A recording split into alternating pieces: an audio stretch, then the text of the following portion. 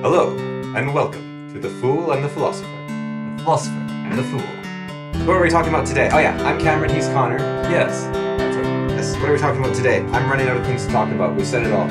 Actually, no, that's not true. I just can't read my own writing. I did have a thought because you had the very quick thing about I'm Cameron, you're Connor. Yeah. That's what he said. However, it's the other way around. Yeah. But I was thinking we've never properly introduced ourselves entirely. Like, no, not like I'm whatever. Yeah. But I mean, like, what we actually do beyond sit in a box and record sounds once every 2 weeks, right? Yeah, so I see what you're doing here. So I was thinking about game design. Wait, what? How Why are you turning? Wait. No, I've got a topic here. So game design, right? What do you mean? What was I doing? You want me to come up with a topic? No problem. I got one. No, I wasn't. I'm saying, like, I want you to introduce yourself. Like, what do you do? I was thinking What do you do? What do you do? Like, what is it that you do? Who is Cameron? Who is the man under the mask? Hello, I'm Cameron. I'm a Alcoholic? No, I'm a level 15 barbarian. Barbarian. Yeah. And I go by Boris the Bold, and I hate theater students. I'm also playing a D&D campaign like thing, where I'm... Oh. You want someone to, like, cringe so hard their back snaps? Geesh. That's what that sentence induces, is back-breaking cringe. No, I was insulting theater students. Oh. Did you notice? It was very clever. Oh, okay. Well, maybe I should introduce you because you're... Yeah, I'll introduce you. Okay. And you can introduce... and I'll introduce me as well. No, I'll introduce you. All right, so hello and welcome to The Fool and the Announcer. Hello! Now I'm just thinking... We were watching Smash Bros. Announcer, and now I feel self-conscious doing my announcer thing. Hello and welcome.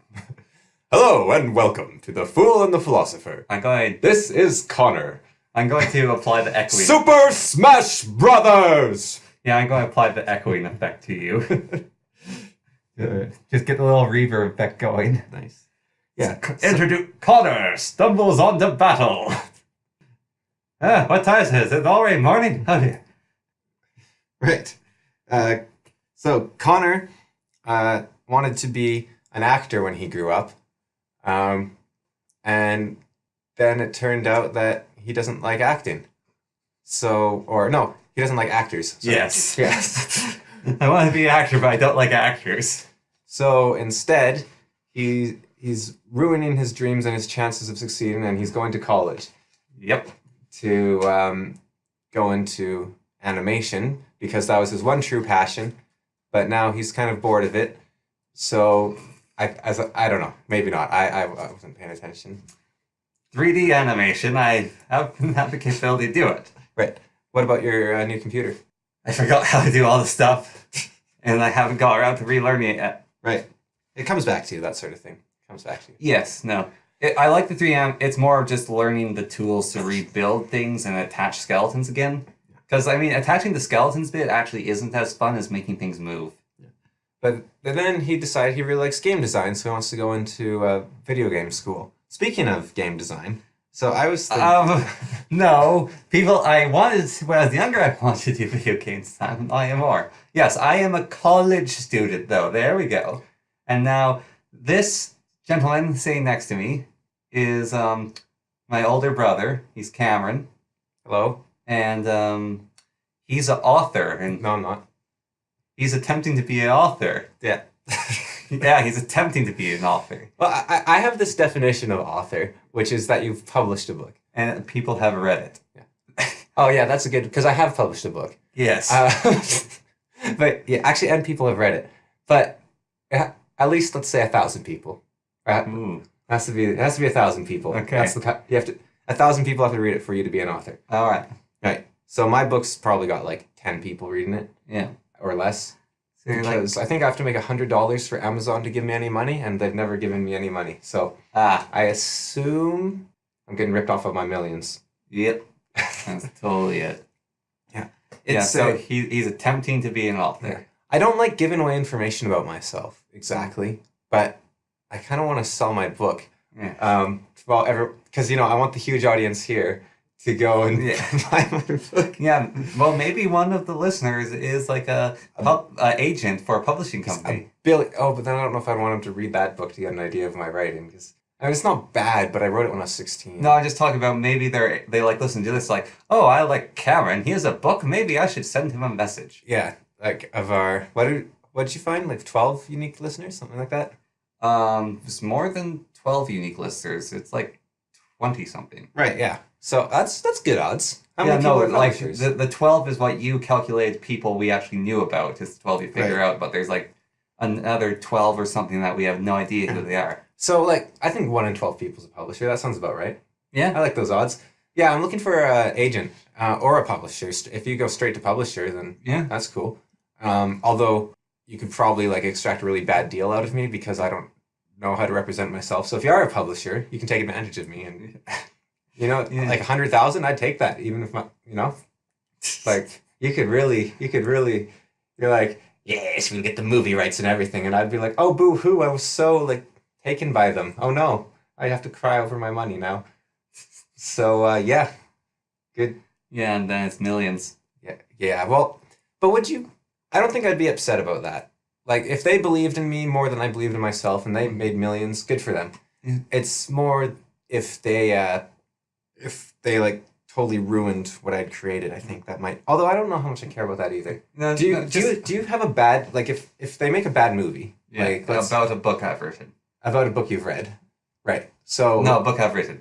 No. Like, let's say Dark Tower or something, right? You haven't read that, but pretend you've read Dark Tower. Yeah. They made a movie. Movie's nothing like the book. Yeah. Do you have less respect for Stephen King now? No. Or what about the Aragon movie? Do you have less respect for Christopher Panelonchuk?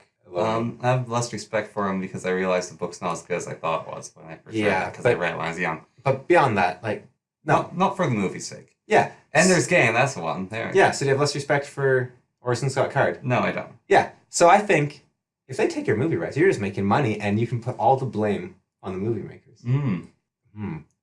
As long as no one ever goes on, hears me saying this on record.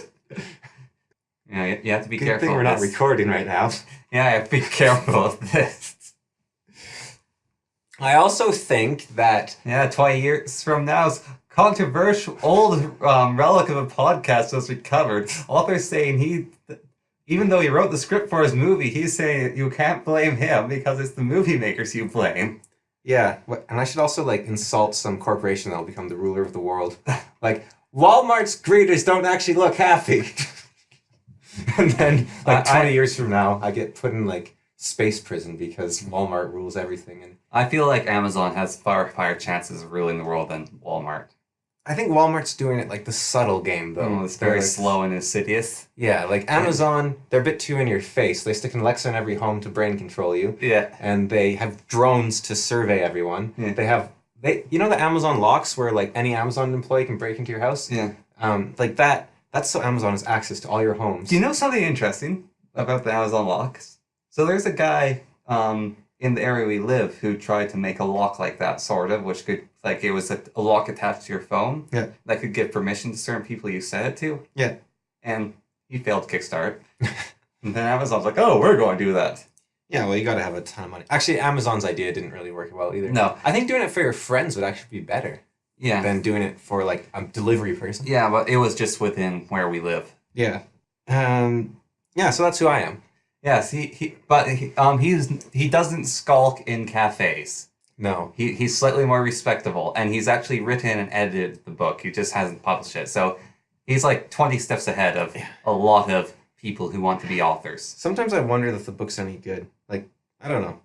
Like, I think, look, that sounds like fishing for compliments, okay? Look, I am proud of a lot of things in the book. Mm-hmm. As a cohesive whole, I'm not sure. Like, well, no, I think it's good. It's just, well, I know I could do better, but that's true. I think that should always be true after you finish anything, because you should learn from it.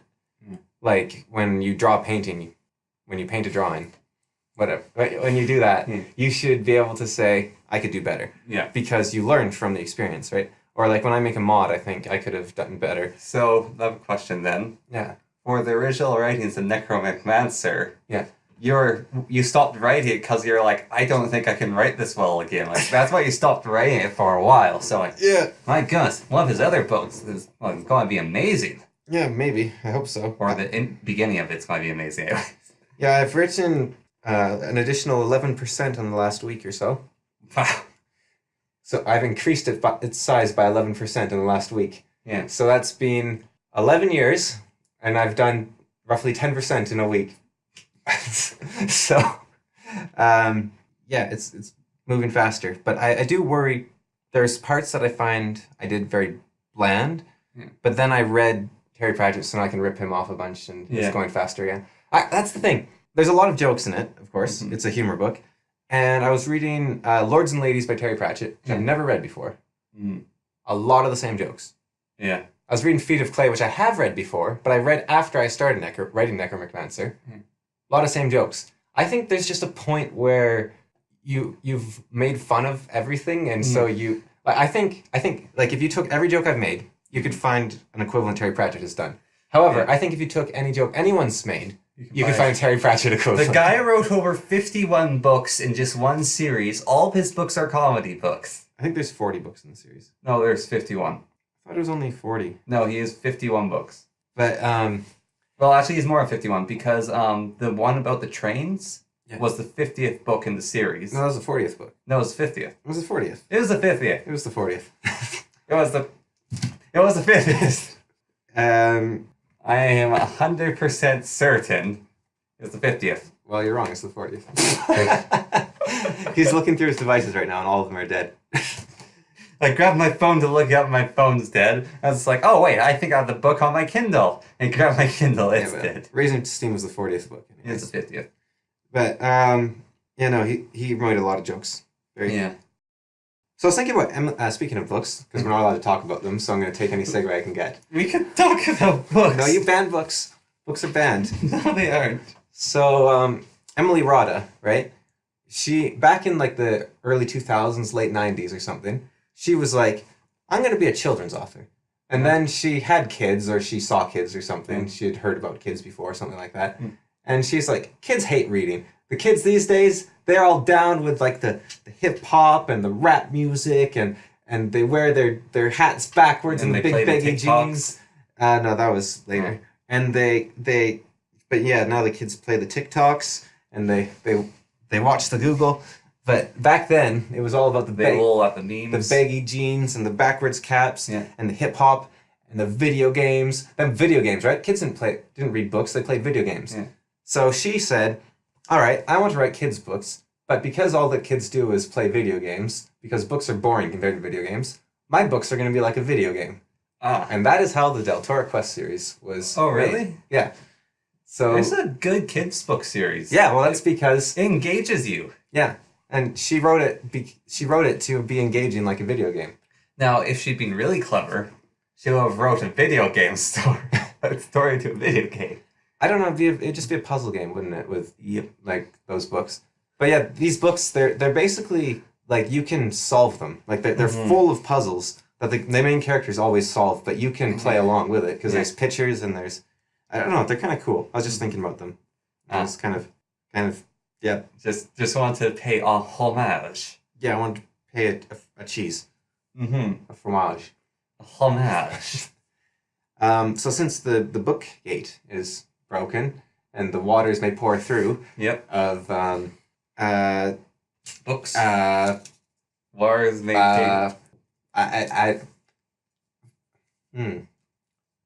and that's all the books I've ever read.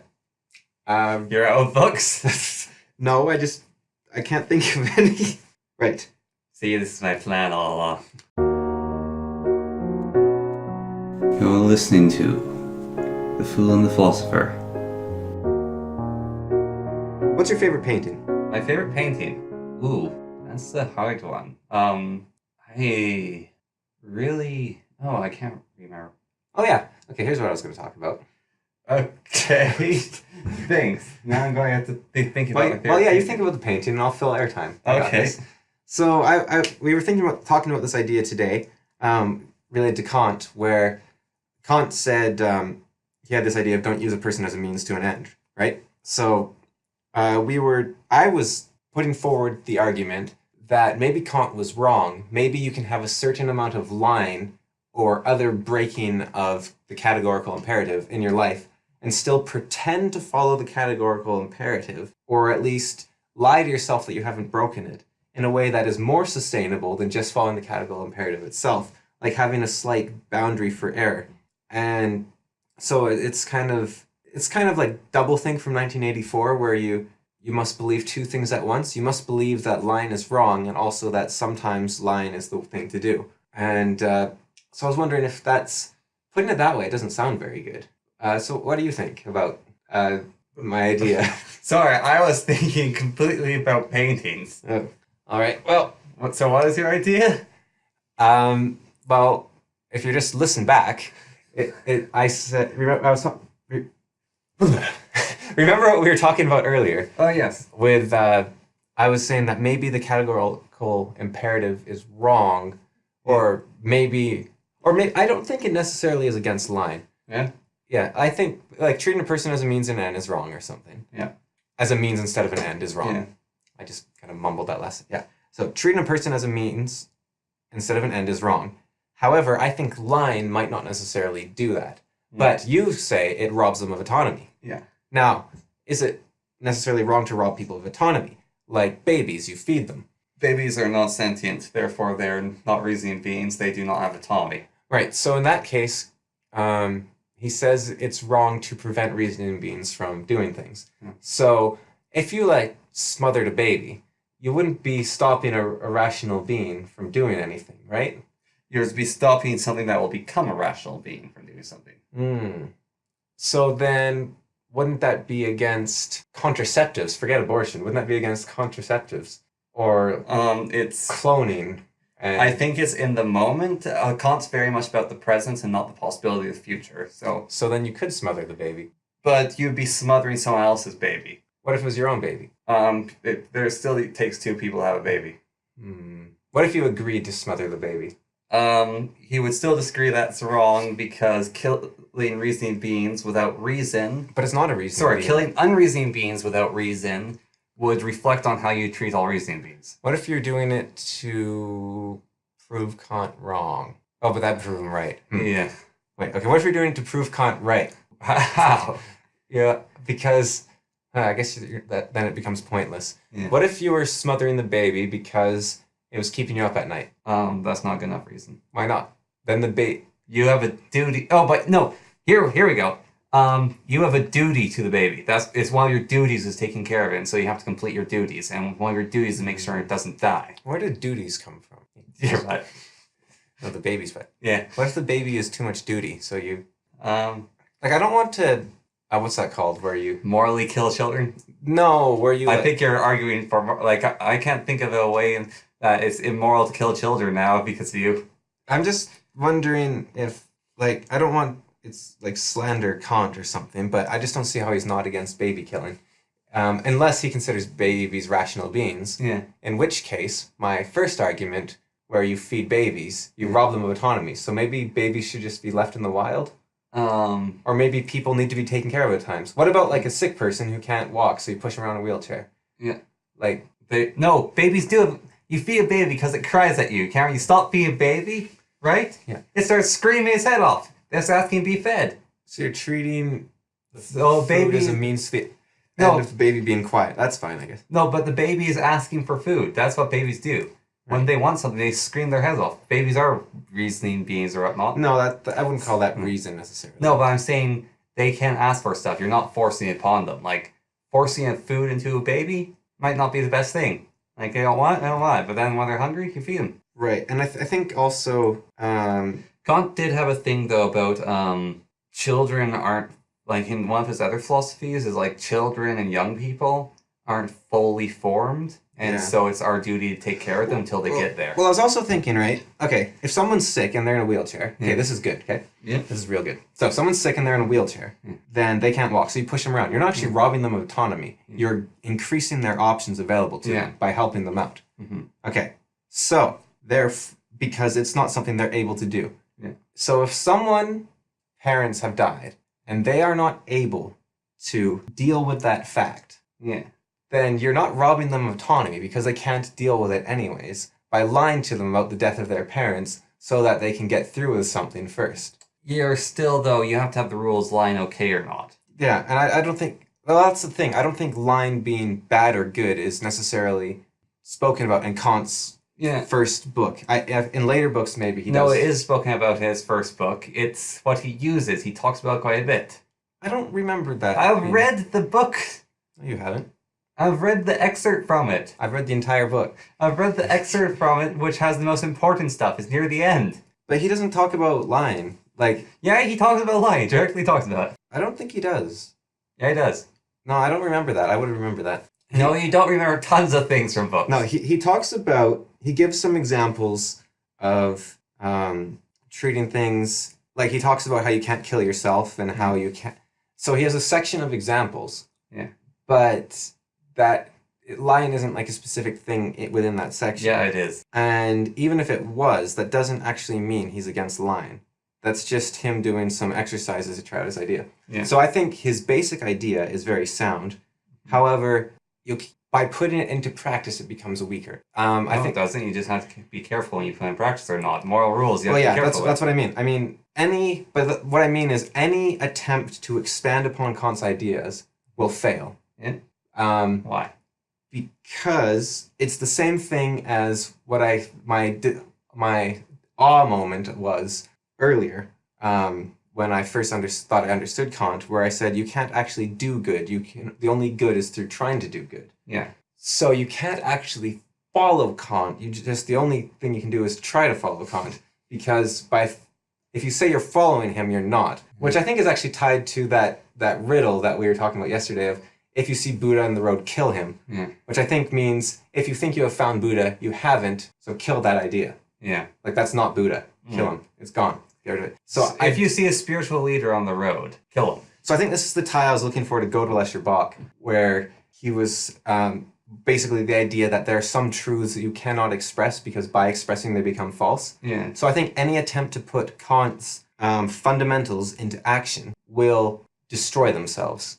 I think all you can do is try. I don't think you can actually do it, because doing it will destroy it. So you can say... Yeah, well, Kant's all about trying. He's not about the doing. It's about here's the the basis of my thing, right? Like, here is... The only good is to attempt to do good. You have to do your duty. Categorical imperative. Yeah. Only do something that you would be willing to make a universal law. Yeah. And then the categorical imperative is, once you've determined that, you must do it, basically. Yeah. So that is the basis of everything. So I think that is very solid, very strong.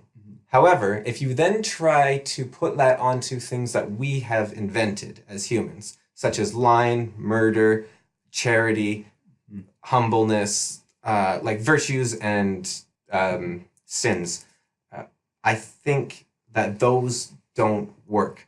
I think you have to, it's something different. It's basically, you need like lawyer speak. Like, it is only okay to kill if and then, but if or then, and if or but if then, go to subsection 3 where if and. So I think that mess is impossible to actually state. Well, I think it's infinite and gets smaller and smaller, infinitesimal. Here, I disagree with you. Yeah. And your whole thing about the killing is I came up for the formula of killing. Yeah. Which is, it is only okay to kill in attempts to stop someone else from killing if no other option presents itself. Yeah, I think so. No, what this causes, before you start talking, what this causes is no one will start killing. However, if killing starts, it will be stopped by killing, if that's the only option left, and then killing won't start again. Okay, what if someone is in incredible agony and they're going to die in 10 minutes, and they ask you to just make it quicker? They can't really ask you to do that. It's not right for them to do that. Oh, what if someone's being like tortured on a cross and they're about to die and it's like, please? Well, like mercy killing. Like, that doesn't work. Yeah, but they're treating themselves as a beings to end. Because they might survive. You might be able to get them off the cross and save their life. Well, let's say they're like bleeding from their neck profusely, but they're like being eaten by ants at the same time. You might be able to save them. Or okay, what if someone is like removing the fingers of your child one by one, and like they're they're like a robot. They're like indestructible. And except they have like a power cord that if you unplug, they die, but then they'll stop removing your child's fingers. A robot? Well, they're like a human mind inside a robot body or something. They're killing your child. No, they're just chopping off his fingers one by one. Yeah, that's killing them, though. That's not killing, that's just hurting them. It's this... It almost falls, though, under... Like, that's... But it doesn't exactly fall under it. Yeah. I'm saying anytime you try to make a specific rule, it fails. No, it doesn't fit. Cameron, you're creating a specific situation where it doesn't work. Yeah, exactly. So it's not a universal law. Well, no rule works then. Yes, exactly. So I'm saying any attempt to be on the initial foundation of Kant's philosophy doesn't work, because there's always going to be an exception. There's a law in Well, if it's the only thing you can do to stop is unplugging it, is it only going to just remove their fingers? Yeah. Well then, I don't know, because Kantian, I think my rule still applies actually even then, because under that you don't unplug it, because it's very much consequentialism versus Kantism, and still following Kant, whereas it doesn't fall under that rule, which has no other solution, and maybe you need to create another rule based around torture. However, based around killing it's not killing your child, so it's not based around... It's only okay to kill, stop killing, so killing's outside of the situation. I think there's things worse than death. No, but... Like, suppose you have your child is dying of heart failure, and it turns out that the only person on Earth that has the same blood type as your child that can give them a heart transplant is you. So you could give them your heart, but then you would die. That's absolutely a different rule I've made, which it falls under something else, which is you are allowed to, I can't remember the exact right, but it basically falls under you're allowed to try to save someone. Like you have to save someone if it is, however, you can't do it or you're not allowed to do it if it's putting people into risk unwillingly. And by risk, I mean the potential to die. But there's... Right, so you would say then that they're allowed to kill themselves to save their child. Yes. But then that is an exception to your rule. You're only allowed to kill. Well, no, because you don't know you're going to die. You can never know certainty, but you can attempt to save them. So in that case... And this also, you can... If other people volunteer to save your child and they're doing it willingly, then they can do it as well. So let's say you're about to kill yourself to give your heart to your child. Am I allowed to then kill you because you're trying to kill yourself to say... You're trying to kill someone. So I'm allowed to kill you to stop you from killing yourself. You're preventing the killing. You're creating an anathema there. You can't kill someone to stop them from committing suicide. That's kind of dumb. But it's doable. And that's not an anathema, it's a paradox. But no, I'm saying if there's no other option to stop them. But there's always another option as well, right? Exactly, so you should always go for the other option. So killing's not okay. Yes, but there are situations where killing may be necessary. Yeah, well, Cameron, here's a different thing, which is... I'm sorry, I could hit a bit shouty, argumentative. I'm passionate about this subject. Which is, there's a thing I came up with a long time ago, which is you can act immorally if you're willing to face the consequences. So I'm saying consequentialism is immoral.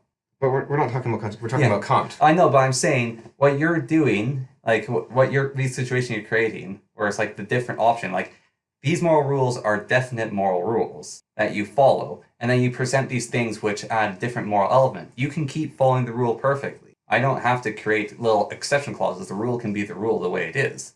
Like with the robot. That's exactly what I'm talking about, where you can pretend you're following the rule and No, because you're saying you can ignore the extra stuff and just follow the rule perfectly. I'm saying so you're actually pretending you're following morality, and it still works. It's not pretending you're following morality. You can follow morality or you can't follow morality. I'm saying you can follow rules in the law and you can break other ones. It doesn't mean that you're pretending to follow the law. You're following the law until you break it.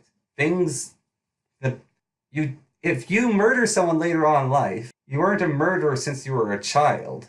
Yeah, but what I'm saying is there's tons of... Okay, so going back to like one of the murder situations.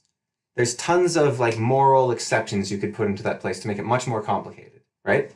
Like you could throw in the trolley problem or something like that, right? So then you're saying you can still follow the basic moral rules and ignore the other stuff. But that means that you are actually... Sorry, is that what you said? No. That you can ignore the other rules and just stick with the first principle, which is do not kill. No. It is do not kill is a definite thing, except with the saving to kill others. Like that whole bit, Okay. the first basic. So then let's say you have a second rule, no line. I'm not going to say that's necessarily a rule, just for the purpose of this, it's a rule. There's like a gun attached to someone's head, right? If you tell the truth, it will shoot them. Mm-hmm. So you have to lie. So now you have two rules placed against each other. Don't speak. Let's say if you don't... No, okay, Cameron? Now you're responsible for their death. No, you aren't. No, that's what I just said. No, you're not responsible. That's what I just said. Yeah.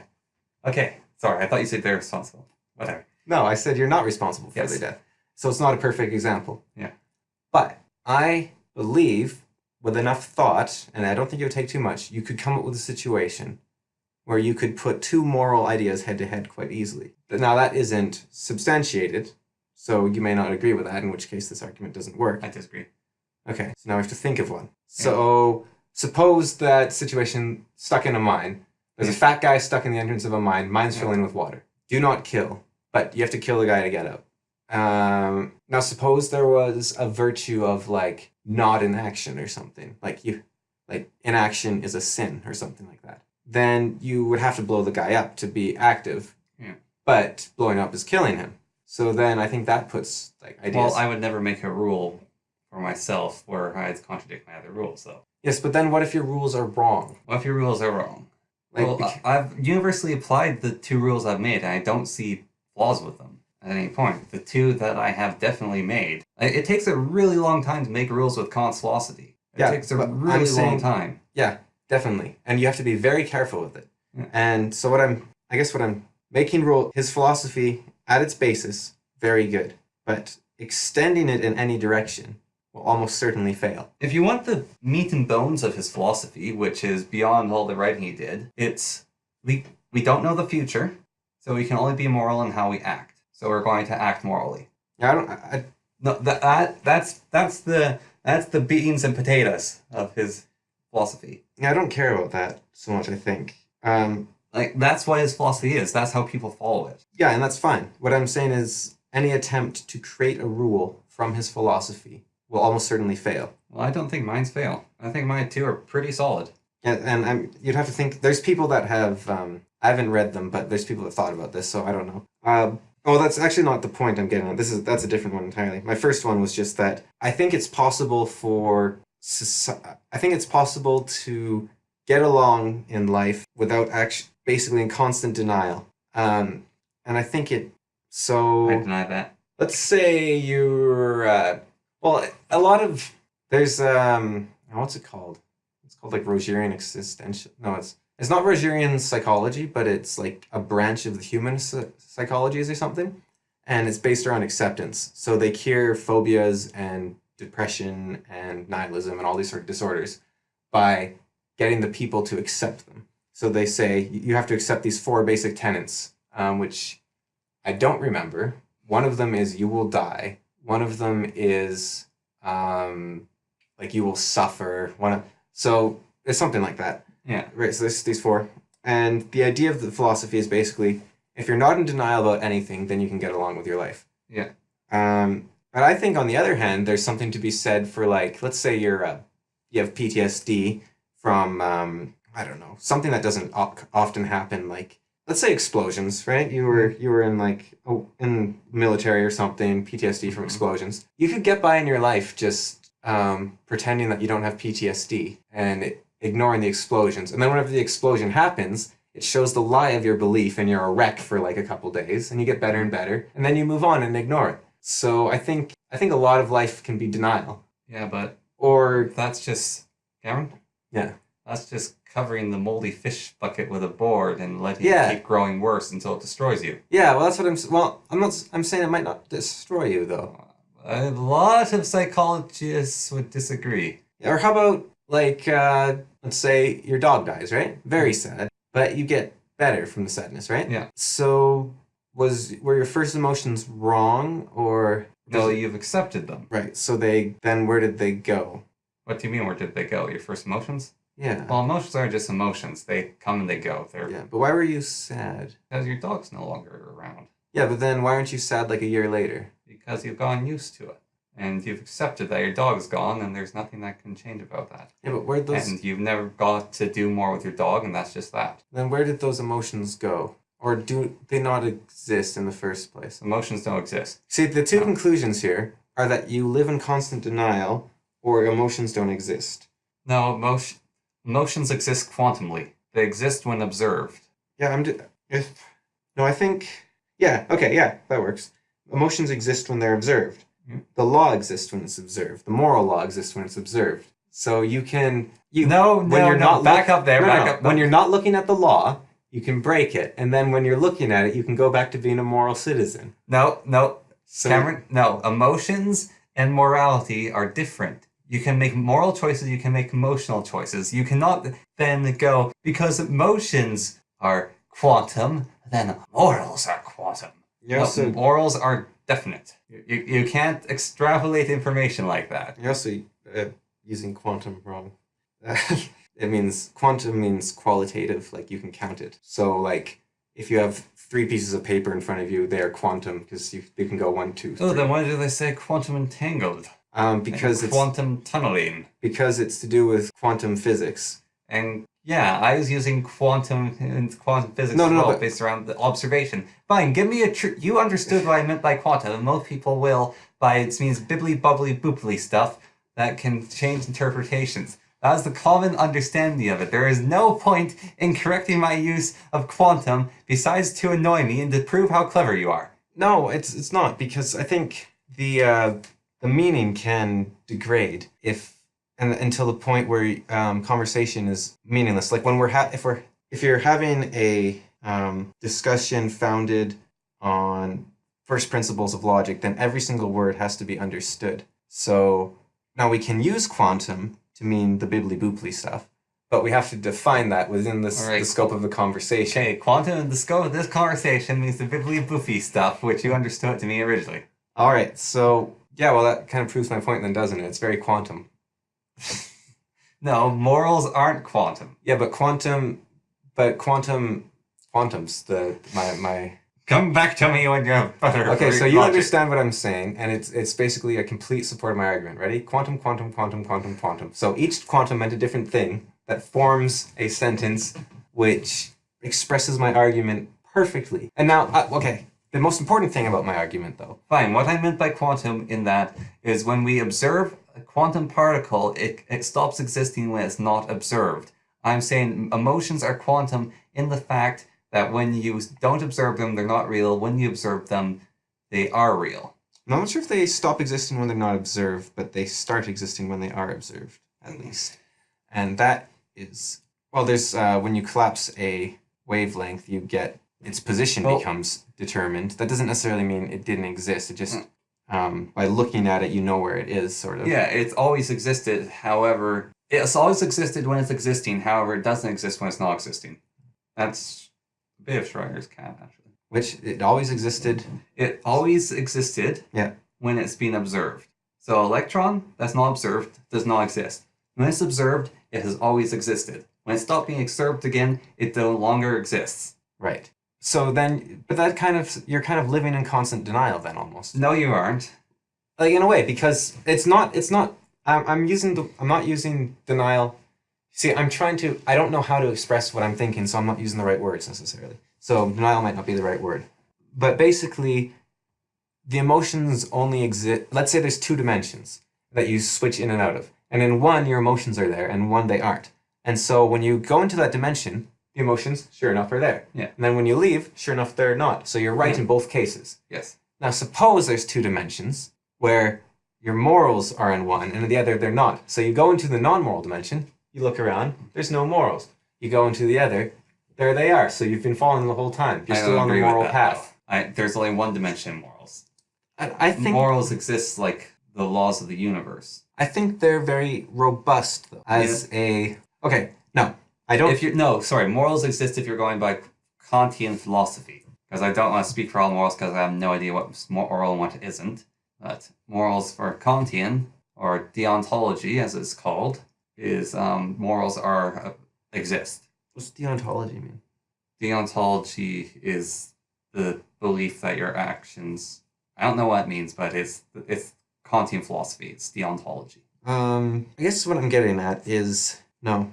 Okay, the important thing is I am not saying Kant is wrong. I'm saying Kant is correct, but it's impossible to express. I disagree. Yes. But more importantly, I'm not saying I agree with the idea that Kant is impossible to express. I'm trying to discover a way to talk about the framework in which Kant is wrong. So I'm not against morals. Cameron's Against Morals, 2018. I'm simply. We talked about this. I've talked about this a lot, even this podcast. There's unexpressible ideas, and I think that what is right may be one of these things. So accepting that possibility does not mean that you cannot express anything that is right. It means that what you can express is not all that is right. So if you try to build a framework of morals, you will naturally not be able to write them all. And since you can't, that is just fact that if you tried to write a framework of morals, you could not write them all.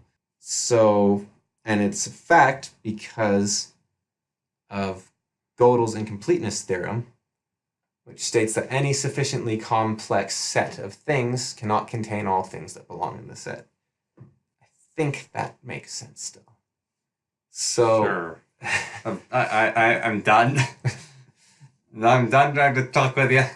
You're trying to combine ideas that I don't fully know, and some that I do know that you don't know, and some that we know that we don't know, and some we know that no one knows. Well, no, I don't think it's so much ideas that you know that I don't know. I think it's...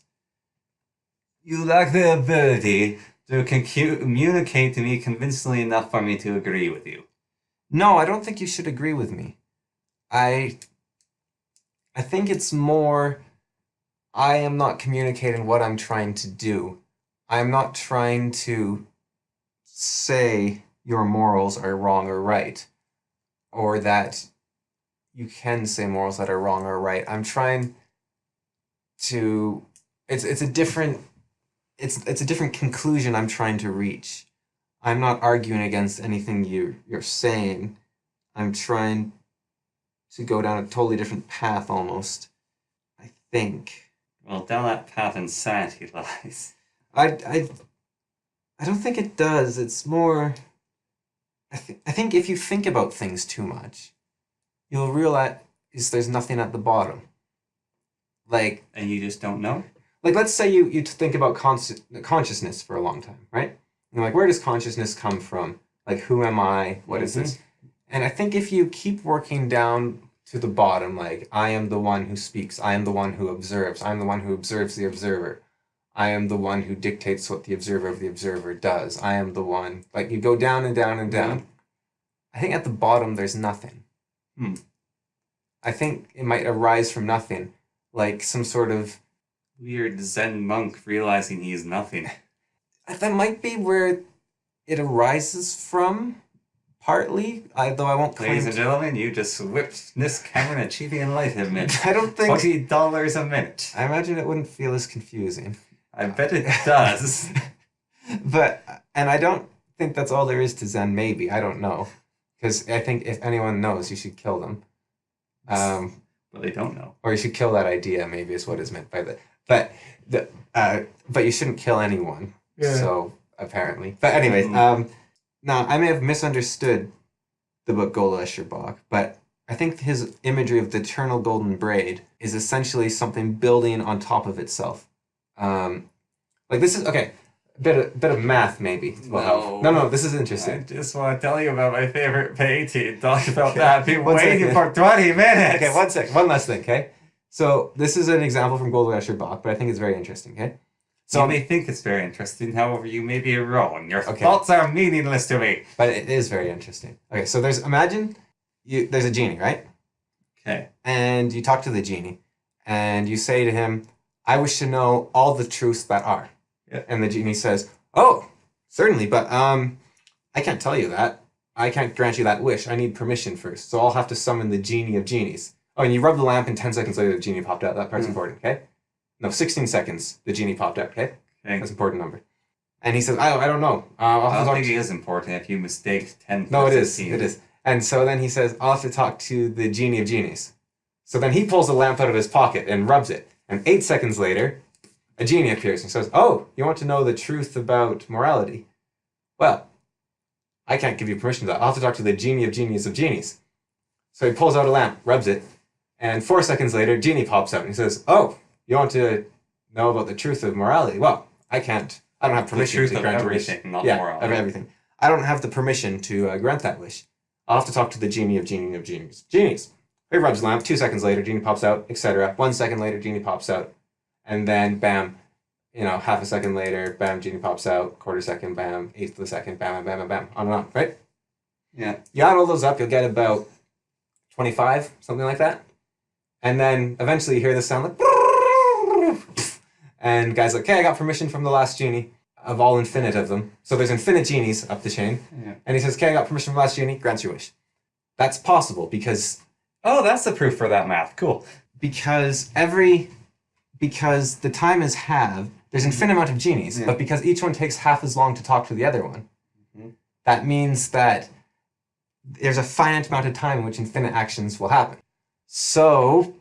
Not everything contained within infinity. No, that's not what... No, it's totally different. It's, I mean, that maybe could come from that, but it's more... You can have... like something based on nothing, right?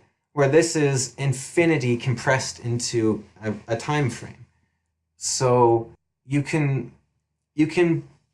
maybe be... It could be turtles all the way down, is what I'm saying. Like maybe if you keep going down deep enough... I said, maybe there's nothing. And maybe there is at the very bottom. But before that, there's infinite steps you have to take down the staircase. And they can all fit within your brain to form your consciousness. So, this is just this isn't Goldesher Bach. I don't want to misrepresent Hofstadter, I think his name is. But this is more... so, if you apply that to morality, I think you can keep going down and fine-tuning the morality. And at the end, there's but you have to go forever, and you don't have enough time to go forever, sort of. So you just pretend you understand it, and it works mostly, but it's actually a lot more complex than you might think because it keeps working. Sure. Well, I'm not sure, though. Sure. That's not quite what I was trying to get at, I think. But good enough.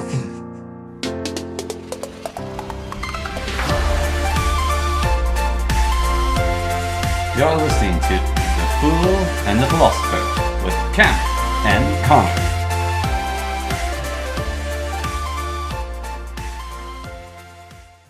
Alright, so back to books. So my favorite painting is the Scream, because it represents how I feel right now. You like the Scream? No, actually I don't like it all that much. I think it's pretty impressive. It's disturbing, though. No, my favorite painting is... But it's impressive in its disturbingness. And its form, the curves, the shading of it, art, the surrealism of it. No, well, it's not... I guess it's kind of surreal. It's a surrealist painting. Well, I don't think it's surrealist. I'm not sure what surrealism is. Maybe it is, but I don't want to instantly... Maybe it is, though. But my favorite painting... I think he knew what he was doing. It's very emotional. Yeah. It's like one of the most emotional paintings. Yeah. My favorite painting is Starry Night Sky. By Gogh. Van Gogh. By Van Gogh, the guy who cut his ear off. Yeah, Van Gogh. And painted a lot of flowers. I don't like his flower paintings, but I really do like Starry Night Sky. Yeah, that one's quite pretty. It's very... It's my favorite painting by him as well. It's like a pack of Skittles are poured on the floor. No, it's Skittles. Those things you stick on cakes. Those little sprinkles, yeah. It isn't, though, because the colors blend. I love how the colors blend. I love the blue playing on the gold and the darker blues playing on each other, and it's a very... I really like the painting, and it's definitely my favorite painting. It's Starry Night Sky. It's a very nice painting. I like a lot of Van Gogh's stuff. I don't like his flowers. I don't like his portraits of people, but about everything else he did, I actually quite enjoy. It's just, wow, it's terrific. Wow, whiz, woo! Describe- It's quantum! Oh, it's very quantum. Yeah, it's it's very paint- quantum painting. Yeah, it's very. So, what's your favorite painting? My favorite painting is The Fighting Tamarind by Turner, who... Oh, you immediately knew the answer, so you asked me the question, so I'd ask you what your favorite painting was. No, I have a list of ask what your top 3 in all media are. Examples: painting, video games, movies, TV, books. And painting's the first one. But I already know my favorite painting. I made this choice many moons ago. Okay. Like, how about favorite colors, right? Like, I can talk... I'm not very good at talking about paintings. Fighting Tamarind is just gorgeous. It's a very complex painting, as in it has a lot of detail. It's not actually complex like a cubist painting. Just a lot of big painting, a lot of color. It's beautiful. It's of a ship getting towed back home. It's the Fighting Tamarind is the ship, and it's done its last sailing trip, and it's like getting pulled to the shipyard or wreckers or whatever by a tugboat. So it's this great big like ship of the line, and there's this little, much more powerful probably tugboat pulling it along, and there's like a sunrise or sunset, and I don't know, it's gorgeous. But I don't know how to just express more about it or anything. Like, I'm not very good with paintings. But favorite colors, right? This is a bit interesting because you're saying like you had this ready or something, but it's just I made the choice that was my favorite painting, which is a bit weird because to just make a choice about that sort of thing. So favorite colors, I figure, I don't know, at least for me, I sort of chose mine in daycare, and then I just stuck with it as a loyalty thing. You've had, what are they called, a Stockholm syndrome relationship with your favorite color ever since. I don't think something like, there must be something where you it's, what's that the gamblers, it's like a gambling fallacy where you, the money lost, you already spent so much money, so you might as well spend more. I don't know. But it's like that almost, where it's like, it's been my favorite color for so many years, even if I find a nicer color, I'm sticking with it. Yeah. Insanity? Sunk cost fallacy, that's it. Sunk cost fallacy. Yeah, so it's like, but it's like, this thing has been this way, so that's the way it is. That's sort of how those old people we always drove the horse and buggy downtown, so that's the way things should be. Yeah. I actually heard this biologist, she said, evolution took billions of years to get where it is right now. Yeah. And a lot of stuff through a billion years of trial and error got to where it is now. We should be exceedingly careful before we think we can change anything for the better. So those old people that say, horse and buggy is the way it's meant to be because that's the way it is, there's something correct there in a way. Yeah. Because you should be very careful before you change anything whatsoever. And I think that's like the Industrial Revolution starting, let's say, I don't know when, early 18th century, something like that. Sorry, 19th century. The Industrial Revolution, we are still kind of recovering from that today. Like, if we had gone on with, I don't know if this would have been better, but let's say it was. Let's say electric cars, because that was the original kind of car. Yeah. If we'd stuck with electric cars, maybe we wouldn't be bouncing back to electric cars now. Yeah. So I think we're sort of, recovering from, moving too fast. Yeah. And we're doing it by moving even faster, which may cause the pendulum to swing crazy the other way, and we'll become, hippies or something again. Yeah. But... and no one wants that. But we're not. Yeah, it could be awful. The 60s. So this is throughout history, violence was going down. Yeah. And crime and everything until the 60s and 70s, and then crime and violence and death and all that went up again because all those hippies and happy, free-go-lucky people, free loving, man, were anarchists spreading STDs and causing destruction and sickness and not going to the doctor and getting rid of values that kept society functioning. And so more violence arose. All these hippies, they were anarchists. They destroyed society. But they actually did. They turned the frogs gay. It was the most violent time. Really? In the like everything was going down, and then suddenly, well, it wasn't the most violent time, but it swung backwards. Suddenly. Yeah, there's been some pretty violent times, like World War One, World War Two. Yeah, but they weren't necessarily that violent, like in some ways. And I mean, back in the Stone Ages, things were pretty violent. Tribal age, Yeah, tribes were pretty nasty. but what I'm getting at is, well, no, it's just this in the 70s Oh, 60s. and 60s, they like the pattern of getting less violent reversed. So swinging too far to the hippies could be bad. That's what I'm saying. Yeah. On that. What about swinging? What about just continuing the trend towards hipsters? Well, I think what we should do is actually just go back to putting kids in coal mines. So because then the hippies don't win. No, but that's the sort of thing we're correcting from. We're from the Industrial Revolution. Yeah. I think because we changed too fast. So we have to be very careful about change anyways. Yeah, so we put kids back in coal mines. However, I mean, we were too quick to put the kids in the coal mine, so really, we should keep them on the farm. So we're too quick to keep them on the farm, so I don't know, maybe we should just... So the old people that say don't change stuff, right? There's something to it. So... Yeah, they're insane. It's called senility. So with colors, wow.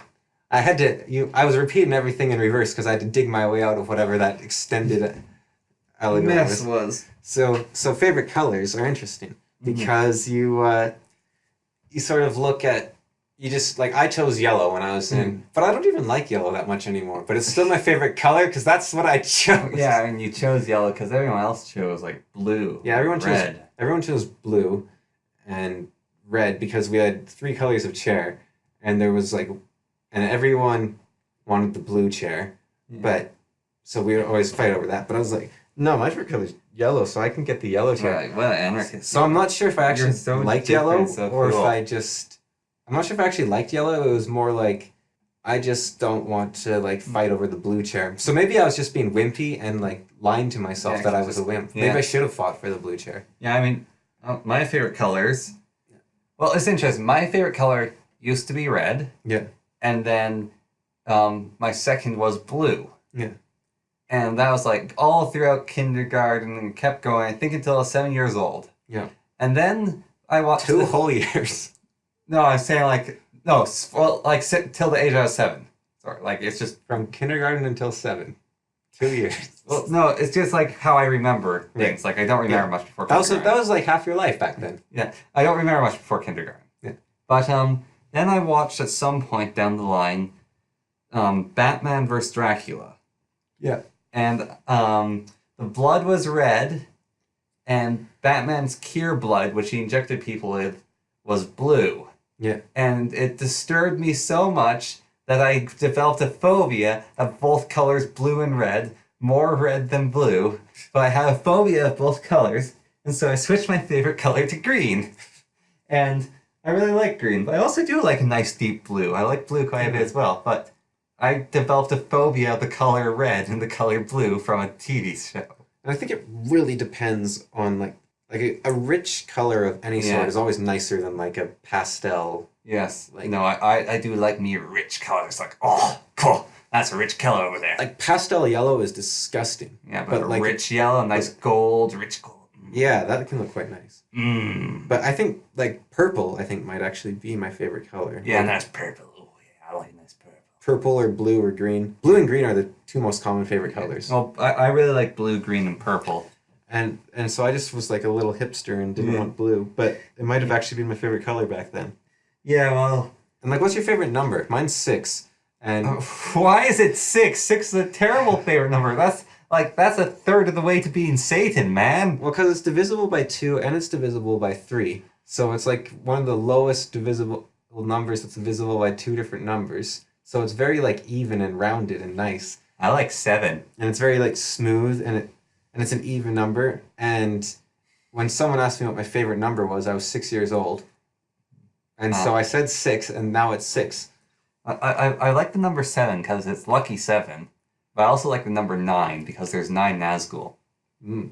And you said 6 was bad because it's... 6 is a terrible number. Yeah, not as bad as the Nazgul. No, 9's an awesome number. Like, 1 of 9. Like, always having 9 people, like 9 heroes, 9 wise men. Well, there's normally 5 heroes, though. Or 3. But I like having variety. Or That's 7. why I like anime, Cameron. There's only 3 or 5 or 7. Yeah, well, I said I like 7 and I like 9. Yeah. Well, 9 villains, actually. It's usually 9 villains. But 9 especially because it's 3 times 3. And 3 is a lucky number, Yeah. of course. And so 7. So 21 really is where it's at.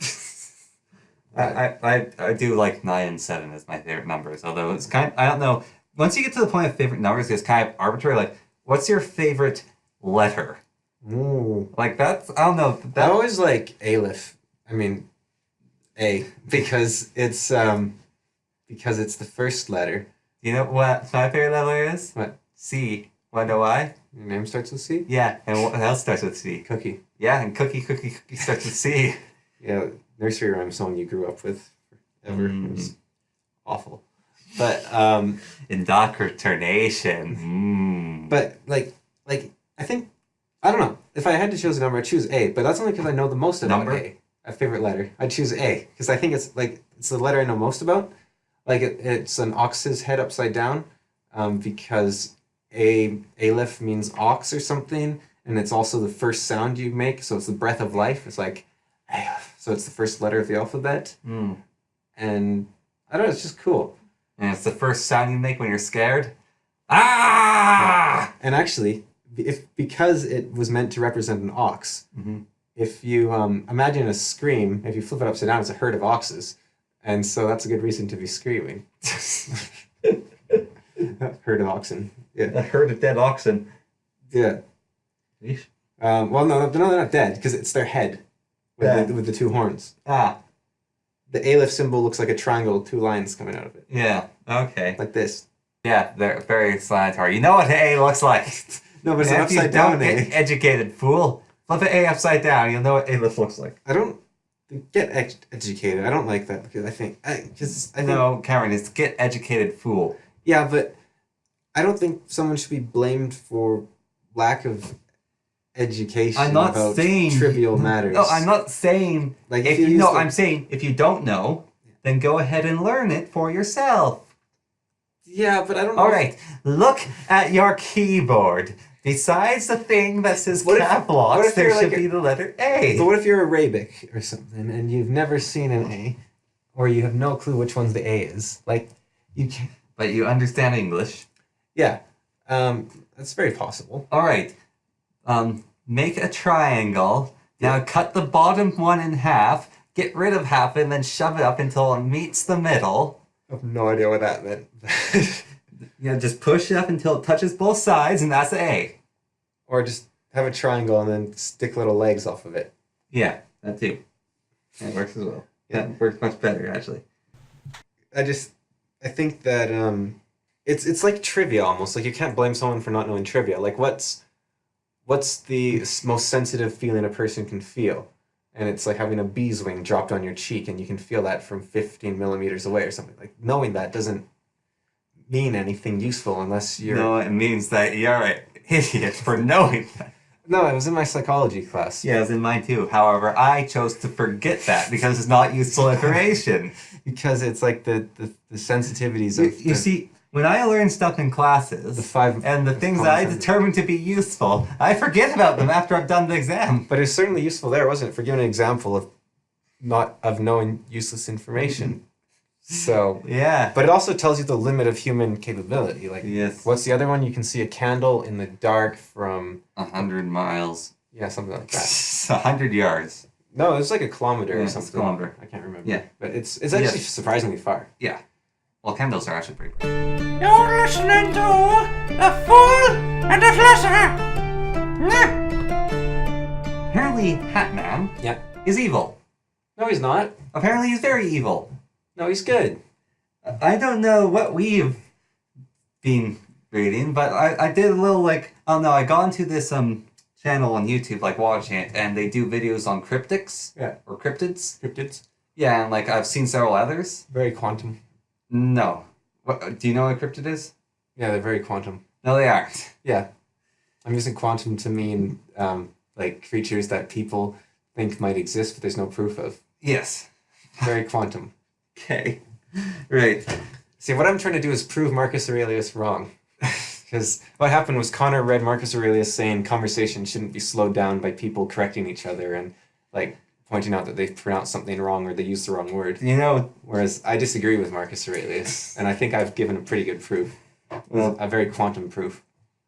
you're just doing what he hates most, which is people trying to take away from conversations by trying to prove how clever they are.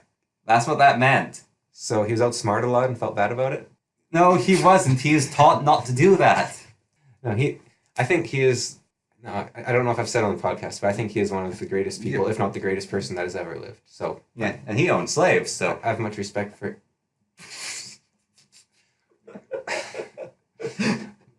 Trying to make some sort of association. No? I don't know why I said that. Completely took away from what you were saying. However, I felt like you deserved it. Right. So, Hatman. Yeah. If you. No. Yeah. Go. Hatman is apparently like he's like the black dog.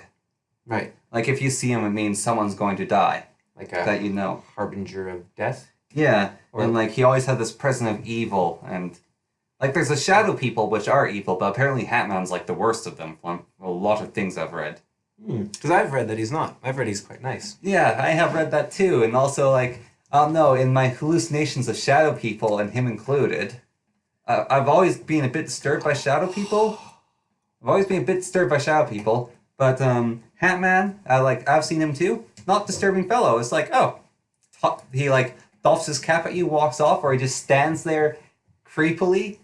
But it's fine because Hatman, he's not dangerous. He's the nice one of the shadow people. Like he decides to be fashionable. Like he's trying to be like humans. Like the shadow people, they're like weird, creepy shadows people. Hatman's like, look at me. I got a hat on. I'm more human. I'm reading this book right now. It's the series that came before the Bone Dolls Twin series. Or the Bone Dolls Twin series. That sounds like a horror series.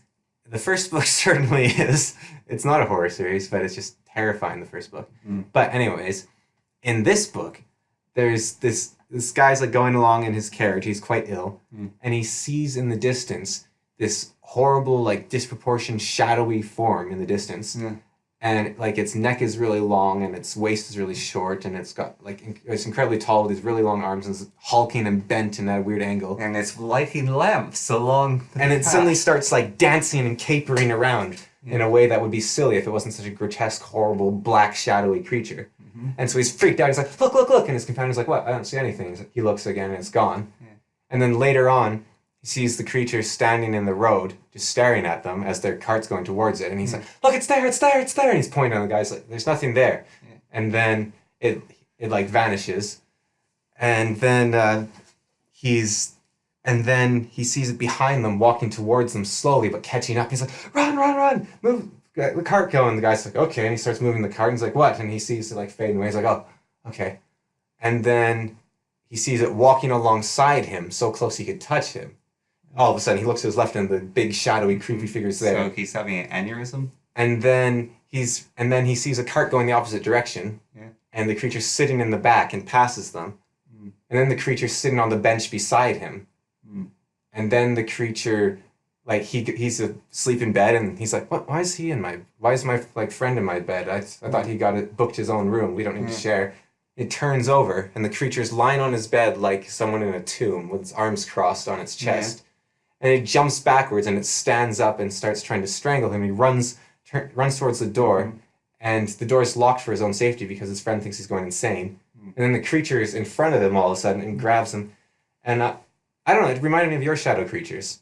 And it's terrifying, the description. It's like, wow, this guy's like going mad in such a horrible way. Well, they don't caper about. They just stand there. But if they start capering about, I'll tell you. I almost wonder if the author, I don't remember her name, it's Lynn something, but I wonder if she like has had like the same sort of hallucinations or something. Yeah, well, it's Creepy. I've done some research on the shadow people, like the psychological thing, because it's quite a study on them, because they Hatman and shadow people are the most consistent cryptids or whatever. Yeah. And what it is, I don't know if I've talked about this before, I think I might have, but it's the most common thing that you expect is nothing. Yeah. However, sometimes your brain sees something it can't explain Yeah. to itself. Like just even the edge of your eye, like there's something, it thinks there's something there because the edge of your vision's really weird. Yeah. And so it's like, okay, I need to put something there. What's the most common thing a human associates with? Other humans. Yeah. All right, I'm putting a human there. What does this human look like? I have no other information. Okay, we have a human. Yeah. Just make like Yeah, make the shape. just the first thing you do is you create a shadow. Yeah. Like if you see a cat jump, cats jump so fast you can't actually see them move. Yeah. What you see is a shadow jumping, and then the cat image is filled in later, basically. Yeah, and so your brain generates the shadows, and then a lot of the time, shadow people, which you like see in your full-on vision, Yeah. are stress-induced hallucinations. Yeah.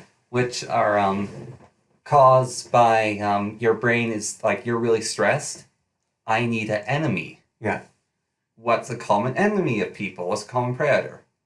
In this day and age is people. Like it used to be monsters and bugbears, but people are so like good at taking everything on. The only thing that can now scare us is other people. So you're in a stress situation, your brain's like, okay, I'm really stressed. I need to fight something. All right, there's another person. So when people see shadow people, like they get a feeling of dread. There's a shadow person. And so that's what generates a lot of the shadow people, is believed by a psychologist. I still think Batman. And so that's why a lot of people also, like we were talking about Halloween episode, the association, Yeah. like the bell tolling and then people die. Yeah. It's like sounds like I saw a shadow man at this point in time in my life, and then their mother's like, oh, don't you remember your friend died around that time? And the But it person's could be like, the stress from their friend dying caused Yeah. the shadow person. yeah, it's like, oh, I totally forgot about my friend dying then because they blocked out and they only remember a shadow person. Yeah. But no, so So you could be like, these creepy shadows are stressing me out, but your stress is actually creating the shadows. yeah. You get the cause and effect wrong. Mm-hmm. And so, but then there's, I mean, I was very stressed when I saw them, Yeah. but I just see them randomly. That's just me. It's some sort of hallucination problem. No. What if they're just like imprints of aliens from the moral dimension? Well, that's the other explanation I've come up with is ghosts and... I don't know, this is kind of more stupid than the explanation of ghosts being spirits sticking around. But I kind of like it from Doctor Who, which is ghosts are other dimensional beings Yeah. that are, or even like things from the past that are stuck in a loop. So it's like, I don't know, an imprint into our current universe from a different universe or the past. And it's like a ripple over effect. And I like the sci-fi better than the mystic of the cause of that. It's less scary or something. Oh no, but with Hatman, like you're saying like he's good, and like I have seen him. I've never been scared of him. I've seen him like 3 times. Yeah. One time, like most of the time, it's corner of the eye. One time is like full on, and it's just like standing there, and doff his hat, and then disappear. And it's like, what the heck? And then another time, it's like out of the corner of my eye, stand there, doff his hat, disappear. Another time, walking next to me, it's like, whoa, oh, no one there. Oh well. But another time I've been walking, it's like, bleh. And instead of like looking straight to the side over your shoulder, is bleh, and looking up, and sort of like you're saying, like the tall capery creature, except tall capery is just like a really, really tall figure with like long arms that have more elbows than they should, sort of like doing that weird flowy thing while walking. Yeah. And it's like, and then it disappears. So That's like my yeah, that's like the lamplighters. yeah, when I'm saying your capery creatures that you talk about, it's like, oh, it's a lamplighter. Yeah. Yeah. Should we provide context to these kind of things? Probably.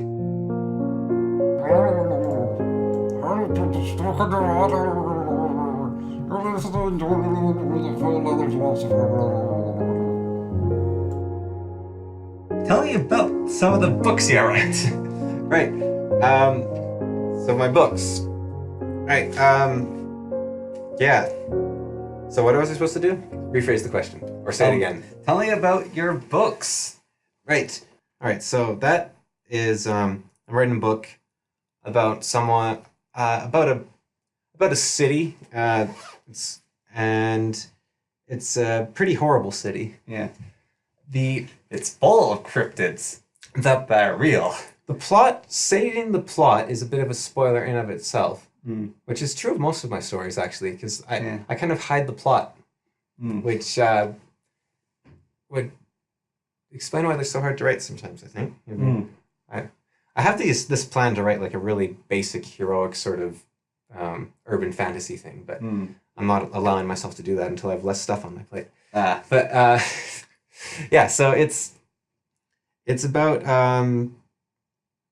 I'll say the plot. This is the bonus for our listeners. Yeah. So basically, it's a story about a woman who wants to protect a city. But to protect everyone absolutely, they must be absolutely helpless, is her logic, something like that. I think I wrote it a bit better somewhere else. But so to do that, she hires a guy named Dr. Hornpie to curse the city 3 times, I believe, or maybe 6, and to... Because 6 is your favorite number, so 6 times. In order to basically wreck the people and make them weak and helpless so that she can mother them. So she's obviously messed up and has a bit of hero complex or something. And so the sack doctor goes around cursing, but the city without the curses is horrible. Yeah. So there's these things called the lamplighters, which everyone at nighttime goes and hides inside because the lamplighters come around and light all the lamps. And to light the lamps, they don't have like sticks like they did in history. They have incredibly long arms. And they're hooded creatures that their arms are so long they drag along the ground, but they never lower their arms. They're always up in the air, so they can light the lamps with their fingers, like they hold little candles or something. I don't know. Yeah. And there's a part where, a lot of the book is not actually giving details about things. It's the fear of the unknown almost. So, but they do things that are horrible. Like there's this old man that's out at night, and he's out at night so that he'll get mugged, because then the mugger is closer to the lamplighters than him. Yeah. And then the lamplighters, instead of hanging a lamp or a torch up, they hang the man and burn him. Yeah. And so everyone's like, so there's a line where it goes along something like, it wasn't as bright, everyone agreed. It wasn't as bright, but they liked the smell. Ugh. So the city is pretty awful. You know, it's your lamplighters are kind of stupid. And I always say this because everyone goes in at night and hides because there's creatures that go about who are meant to provide illumination for the whole city. Yeah. However, they care about their work so much that if they get interrupted while working, they will murder you. Yeah, well, that's actually, like, you used the word anathema earlier. Yeah. That's literally, this is what they are. They're an abomination. Like, they create light that you cannot use. Like, they're horrible. Is that a lot of things in the Sack Doctor or whatever book? The book about the horrible city? Yeah. It sounds like we were talking about a bit later, like how horrible it's like. I've learned a little more about Lovecraft. Yeah. It's a bit like cosmic horror, except less fishy. Yeah. Yeah, well, I don't think there's powerlessness. I think there's definitely, there's some people, like the Predator. Yeah. She's very powerful, and she's almost like a hero character. I mean, she kills people because that's what she does. She's a predator, so she kills people. But I wouldn't say she's powerless. I think there's not exactly powerlessness in that world, but it's just horrible. Yeah. So it'd be like low tier Lovecraft. Like, it doesn't have the cosmic horror, but it has like the up close and personal. There's horror. a lot of the up close things. Yeah. Like, I even made the joke like, oh, you could add this to your book, which is because I like heard someone making a joke about dancing the hangman's jig. Yeah. And there's like this hangman who makes people dance. Yeah. And he doesn't see himself as hanging people. But anyone he hangs, like, I'm not an executioner, I'm a dance instructor. And you dance the hangman's jig, and it's so good you only dance it once. Yeah, that could almost fit in there. Yeah, although I think it might be a bit, for mine it might be a little too, I'm not sure. Yeah, but just the idea though of like, is a dance so good you only dance it once? It's the dance macabre sort of thing. Yeah, I don't think that would fit quite, but yeah, it has stuff kind of like that. Yeah. But like, it's more the world than people are awful. Yeah. Except for Hornpie, who's the the curse guy. Yeah. So his curses, he well, there's one part where he gives children gifts, and one of the gifts is that, like, he gives a kid a gift, and the kid just screams for the rest of his life, basically. Another kid goes and hides across the canal, Jasper Canal, with the water so deep, which I repeat a lot in the book. because Jasper Canal's with the water so deep. At a lot of points they say, and then they slipped like the body into the river, and there's plenty of room in the canal in Jasper Canal with the water so deep. Like it's a canal full of secrets, very dangerous. Yeah. And the field the kid's in is full of wildebeests that run around in circles trying to chase the flowers. And it's this endless running in circles. And the kids hide among the stalks because he can see everything, which is Sack Doctor's gift, basically. And so it's just full of all these weird, crazy things. He kidnaps children. He doesn't see children as... He sees children as children, like if they were like a ball with the word children written on it. Like they all look the same to him. Yeah. So it's just basically full of horrible stuff. And you're saying he's not horrible? Oh, he's awful. He's the worst thing in there, I think. Really? Oh yeah, I think so. Like, but it's kind of a sentient city in a way. Like, I don't say like, because like I imagine the lamplighters are sort of part of the city almost. Yeah. And like there's Dark Diamond, the street where nobody goes down because it's too dangerous. Yeah. The city has eyes. Yeah, and there's actually one of the curses the Sack Doctor does is a street eater, and he summons this beast that it's like a giant mole-like creature that eats streets, and once it's eaten them, like they're gone. There's like that street never existed. There's just like a wall. It's like a dead end alley now, and like it makes traversing the city much more difficult because it eats the streets from existence. Huh. So it plays with reality, I guess. Yeah. So that's the one. Yeah, so that's your surrealist, I'm a loony bug, look at me, I'm so special and edgy. Yeah. And I think I probably went a bit too much into the details rather than the plot there, but... Yeah, that's the purpose of the story, though, is the details rather than the plot. Yeah, like there is a plot, but the plot's basically an over-mothering person wanting to mother everyone. Yeah. So it's sort of the... well, there's the two kinds of ways... Like, Jordan Peterson likes this, actually. But, like, the two kinds of... The consuming mother. Yeah, there's the tyrant father and the consuming mother. Yeah. And so this story isn't about tyranny as the villain, it's the consuming mother as the villain, I guess, partly. Which isn't my... Stephen King, and I agree with this, says don't write theme in your first draft. Yeah. And I agree with that, but that's... So it's not about the theme of consuming mother, I would say, so much as that's just how I describe her. Yeah. But I don't want to write to that. And she caused the Sack Doctor to start doing stuff more than he already does. Yeah. Well, he needs permission. Like, she asks for payment, and he gives her this really long list of impossible objects. Yeah. And she says, I can't get that. And he says, that's okay, I'll get it myself. So all you have to do is ask him to do it, and he'll provide his own payment. So he's basically this...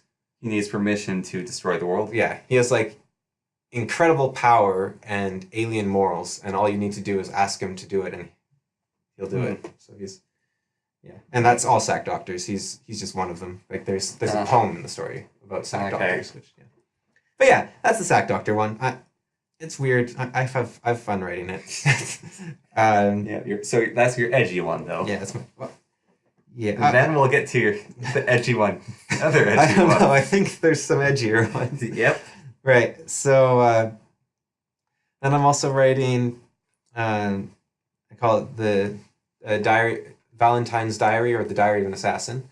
Oh, okay. Yeah. There's definitely an edge there. That's double edged. Yeah. Unless he uses stilettos. So this is the hardest thing I've ever written, and it's not. I didn't write very much. I only wrote like 80 pages. A friend of mine's working on it with me, and he's done like 300 pages to my 70 or 80. Yeah. So I feel pretty bad. But it's the hardest thing I've ever written because... Well, isn't yours meant to be the opener to chapters, though? So it's meant to be less? Possibly, yeah. We aren't sure how we want to do it, but that might be how it ends up being because I've written so little. But how it's written is basically... It is a diary, which makes it very hard to actually say story plots in a way that isn't over exposition. Yeah. Because you don't go, Dear Diary, today I turned 16... And I thought to myself, this and this, but you know, this and this. He just writes down, like in a diary. And he is absolutely insane. He's basically, whenever I come up with an idea of how someone should behave, or a morality, or like an idea, like my idea about Kant, let's say, how it's impossible to actually follow Kant. I basically take the opposite of that and write that down as fact. So he'll say, it has taken me years, but I've learned you can't trust anyone. Or well, it's not. He won't do that. That's a bit too obvious. It'll be more like the best way to heal is to hide yourself from others and to like I've tried talking to others and all they do. So it's a diary that he writes his ideas down in. Yeah, or just he gets his thoughts out. He talks about his fears and his worries and what he's done slightly. Yeah, and because he's haunted by every person he's killed, like mentally. He's not actually haunted. He's just going insane. And it's a very cool world. We've done a lot of world building behind the scenes, but we're trying to be very careful not to go over the top in exposition. Yeah, because my friend I'm writing it with, he loves exposition, but he agrees that like a lot of books do exposition very poorly. Yeah. I don't like exposition, so it's not as hard for me, but we've made this very detailed world, and then we don't talk about it. So, if, for example, they don't have fields. Farmers don't have fields, they have forests. But it's not going to say that. He just says something like, it's as dark as a farmer's forest or something. Like, he'll just say that and then move on. Yeah. Not even that, but... Oh, no, that's kind of a cool way to do things. Yeah. And also, all his metaphors are and similes are in world, which means a reader might have a difficult time reading it. So yeah. I'm a bit worried about that, but I think readers are smarter than.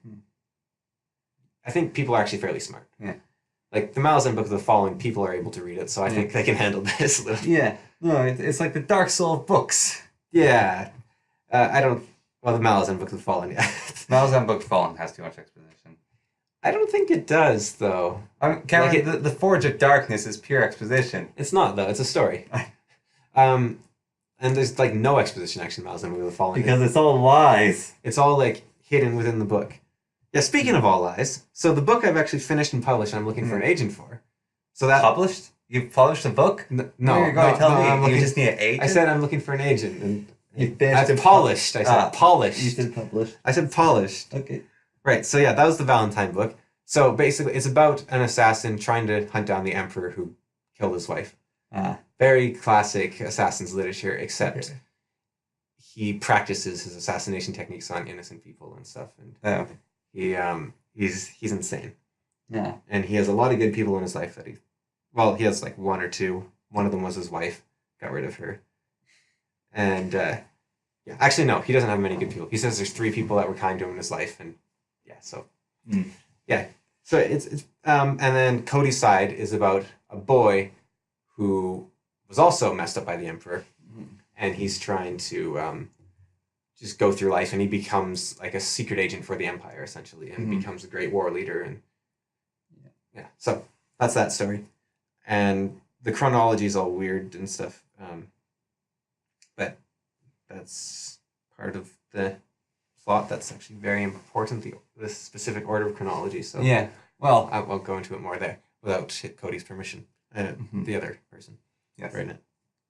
And so speaking of lies, so my Golems book is the one I finished. Yeah, I was thinking maybe I just need a really good name for it, because I told my mom the name of Necromancer, and she's like a day later she's like, Necromancer is a really good name for a book. Yeah, and I was like, wow, I need that for all my books. So this one I've called A Burden No Limb Can Bear, or possibly A Story About Golems. Which, A Story About Golems, I like. It's a very fairy tale sort of name. And there's a book in the book called A Story About Golems. Yeah. So it's sort of it's nice, but... 1984 was named The Book, and has the book in it. Yeah. But it's... I'm not sure if it's actually a fairy tale at this point. Like, it used to be, but I edited it to the point where I'm not sure if it is. I mean, it was never a fairy tale, but it was more lighthearted and stuff. Lies for I. Lies for I? Yeah. Lies for I. Yeah, so the main character is called I, and you can read the whole book, and it's a story about this girl getting told to make golems to prevent a war. Yeah. Basically. I like a Lies for I. Yeah, Lies for I. It's very appropriate. Lies for lie, lies for I, lie. But it's also the entire plot after you read the book, if you paid attention and I did my job, which I can't claim I did or not. The entire story is basically a lie, because a lot of it's told by one of the characters. Who's a 5-year-old girl. She's 9. 9-year-old girl. It's not told by her, really. Like the past so all the exposition is done by like Lord Glove when he talks to people. Yeah. But he has Another character in the book. he has a lot of reasons to lie. Mm-hmm. He lies all the time, and he's a very manipulative character, and he's kind of his name's Lord Glove. It's very on the nose. He's willing to do anything for the Empire. He'll be dirty, but the Empire will stay clean. Basically, he's very much I think they call him like wet works man or something. Like assassin. He'll lie. He'll do political maneuvering, all this sort of stuff. And there's also Ai's teacher. She's the main character. Ai, the 9-year-old girl. Yeah. And her teacher is a wall of mud. Yeah, is a wall of mud who is a golem that is named Emmet, which is close to Emish in Hebrew mythology, which means truth. And the names of the golem are kind of their aspects. So a golem named Truth can't lie, basically. But It's close, so it's not truth. Not quite. If you remove the first letter of Emish, it becomes Mesh, which means death in Hebrew. So in my world, if you remove the first letter of Emmet, you get Met, which means death. Yeah. And in my world, there's the idea that removing the first letter creates the true name, which is actually part of Hebrew mythology. Yeah. And part of his character being named I. Yeah, so if you remove the first letter of her name, she becomes nothing. Yeah. And so it's like the truth after death is nothing. Yeah. And the truth during life is I. And Lord Glove, of course, is love. Yeah. And so Emmet becomes Met. So it's actually Ord Glove. So upon his burial, we shall rename him Ord Glove. What the heck does Ord Glove mean? Well, it's very close to like Old Glove. If you change the R for L. Oh, and he was old when he died. It makes sense. Old Glove. Yeah. So Emmet is actually not a golem of truth. It's a golem of death. And so everything it says leads to death. And so it lies constantly. But Lord Glove sometimes doesn't even realize he's lying because everything he's been told is a lie. And Emmet has actually been told a lot of lies too by her creator, who was Rebecca. And Rebecca is, I think, Hebrew for the word trap or something. And so, because she's very... So the entire story is basically a series of lies that tell a completely different story, which the later books will reveal, hopefully. It's a short book, which I think might be turning off the agents, because it's only 275 pages or There's something. plenty of books like that. Yeah, but not... They're normally kids' books, and this one, I mean, this one could be a kid's book. Like this, I don't write for an audience, right? I think kids could read this easily. It's like, I don't think there's anything difficult about it or anything. I just think that kids' books are typically, because I was looking up the definition of young adult fiction, and it's typically books about being a kid and dealing with like kid issues, and whereas this one is more about trying to trying to follow your promises, even if your promises are painful or impossible. And I mean, it's also a story. Like books shouldn't just be the message. I think the story is interesting too. The story is far more important, I find. But the story is, I guess, when I say it's about bearing your burdens, that's what drives the story. Is these people have taken on. So basically, story about a little girl being forced to create weapons of war. If you want to summarize, although that's not entirely true. And I've sort of read it. Technically, it's a decent story. Well, thank you. Yes. And then your other books. I feel awkward hearing. You feel awkward hearing that? Well, no, just I don't know. Like, I like to hear compliments about it, of course, but I almost feel like your family's not going to give you. Like, why am I being lied to? Why don't people just tell me? But at the same time, I don't like fishing for compliments, so I don't know how to react. It's just a decent book. I appreciate it, anyways. It's an interesting story. You want to know what happens. Oh, that's good. Yeah, I appreciate it. Needs more foolish philosopher. It has a foolish philosopher in it, which he's my favorite character by far. Favorite character, definitely. It's a very dark book.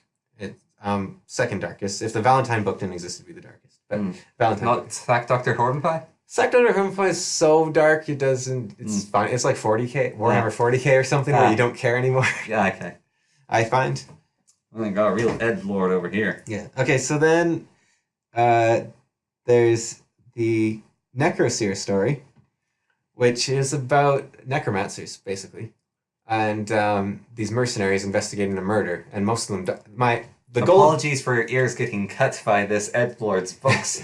You But- might want to wear eye protection while reading these doozies. So the idea of this story in the writing style, partly, is that every character who dies gets a point of view, sort of. Like, it doesn't have to be them, but it has to be one of their friends or something. Like, you don't just kill the guards and move on. You don't just kill the bandits and move on. The bandits are main characters. The guards are main characters. Because everyone is living their own story. So it sort of tries to show that, and it's about mercenaries investigating a murder.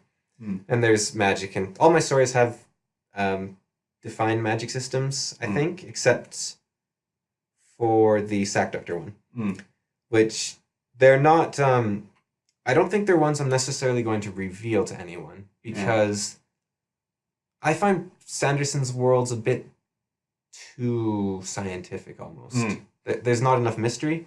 And mine, well, depends on the story. Like, the Golems one is very rigorous, but the actually, I think the Necroseer one's even more rigorous, technically. But like the Necromancer one, my final book, I think. Oh no, sorry, not my final book. But we can do Necromancer now, though. Necromancer one. What you want me to? Okay. Necromancer one is it's very defined, but the only rule is magic doesn't exist. So, and that is said as incredible spells are being cast left and right. So that one you can do much more. And this Necromancer is my favorite book that I've not written. That you're writing? That I'm writing. That's what you call it. Yeah. It's I consider it to be very funny. And similar to Terry Pratchett, I think. And yeah, I just love writing it because you can go a bit more fast and loose with the rules, a much funnier. It's about a young farmer boy who Wants to take over the world. Yeah. And he has a plan and everything. Yeah, he's got a plan and everything. And he asks his mom for permission, and she says he can do it if he Yeah, you can do it, and she'll be there at home when he fails. Yeah. So she'll take And she also says, take good care of yourself while you're doing it. Yeah. Basically. Brush your teeth, comb your hair. Yeah. So he heads off to conquer the world. Yeah. Goes to the big city to go conquer the world. Yeah. And yeah, it's a lot funnier. Yeah. I find it's got some dark stuff that happens in it, but it's not treated with the same depth of like some things. Yeah. It could be a lot darker and use the same plot, but then you then I have Art in Heaven. Is that the last one you're thinking? Yeah, that's the one I think about. It's a comedy based off. It seems very comedic. I don't know. Maybe it's not. I have no idea. My Art in Heaven one definitely isn't. Oh. You might be thinking of something else. The story where the angel descends. Oh yeah, that one. I don't think I'm going to keep writing that one. No? No. I might use that scene somewhere else. Okay, it's a brilliant little piece. Yeah, that's some of my favorite writing, but I'm not sure about doing the story anymore. But yeah, I had this story where it was like the story of Job, part 2, essentially. And the idea was that God would, but instead of taking everything away from Job, God would give 5,000 people incredible powers. And so it's a bet between the devil and God. And what? Nothing. And so an angel and a demon are sent down to the earth to give all the people the power. And they just have... Yeah, I really like the writing, actually. This adventure of an angel and Maybe demon we giving should, people like... powers. I don't know, I should do something with that. We could put it on, like... we could have a little episode of, like, a reading of it or something. Yeah. I don't know. Yeah. I like it. So what's Art in Heaven, then? Yeah, so Art in Heaven is the final one I'm letting myself write right now, I think. I have the list of all of them here, and I don't see another one. Okay. And so Art in Heaven is about a priest, he's an archbishop actually, who has just received news that these magical beings, or these sort of godlike semi-divine beings called harbingers, one of them has just died. And so he goes to investigate it, basically. And harbingers are these immensely powerful they're basically angels. Because it's a little. It's based. Angel means messenger of God, Yeah. so harbinger is sort of like a messenger as well. Yeah. So they're basically angels, and so the church considers them the word of God. And the handy thing for the church is that they actually exist and walk around. Yeah. They're considered immortal, divine beings who can shapeshift, can travel incredibly fast, and they have powers over the elements. So they each get 2 elements, and they're like kind of classic elements like earth and fire and water, and they have insane absolute control. Like if one of them was standing on Mount Everest, it could flatten the Himalayas. Like well, the Himalayas are really large, so maybe not in an instant, but basically line of sight essentially, and they can have absolute control over that element, which is a very long way. So that's like it's several kilometers. Yeah, it's like 15 And kilometers. if one of them went up into space. Yeah, I don't I think it's like 15 kilometers is sort of my rough thought on it. Yeah, I'm not sure about the entire specifics, but yeah, maybe they can go further if they can see more, but I'm not sure if they could like warp the Earth entirely. But yeah, they're incredibly powerful, and they're considered immortal, and one of them's dead. So and so he's going in to investigate, and also at the same time, there's this young man who is a harbinger, and he's just been targeted by a group that tries to fight against the harbingers because they think the harbingers are like reinforcing the church and maybe false word of God, and they're just using the power for their own gain.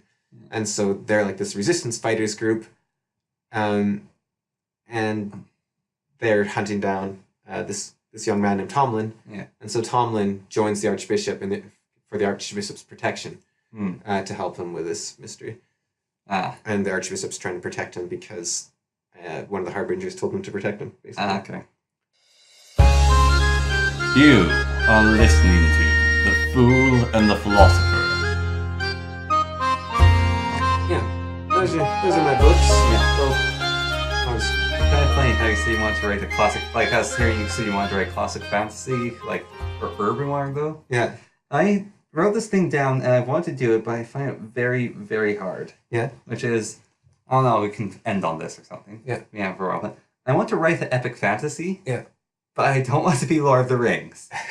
But I don't mean like write epic fantasy and like have, I don't know, like Sanderson rules of magic, or like there's like there can be humor in it, but I mean it's a fantasy based around good beating evil. Yeah. Like that's the idea. I have plans for one of those too, but I need to pick and choose at this point because you Yeah. can have so many ideas. Yeah, I know, but it's like because I have a different one idea of like, oh, I want to write a book I've talked about before. Yeah. And it's meant to be a comedy or parody of Assassin's literature. Yeah. And there's a rule kind of for magic in it, much like your rule of there is no magic. Yeah. Which is magic just happens. Mm. That's its rule. So like there is no reason for someone having these insane powers. They just have them. So like she's the Witch of the West. Yeah. Everyone's like, oh, the Witch of the West, be careful about her. She didn't go and like get those powers from some dying force. She's the Witch of the West. Yeah. Or like this guy's the Warlock King of whatever. He's always been the Warlock King. Yeah. All Like there's no reason, that just is.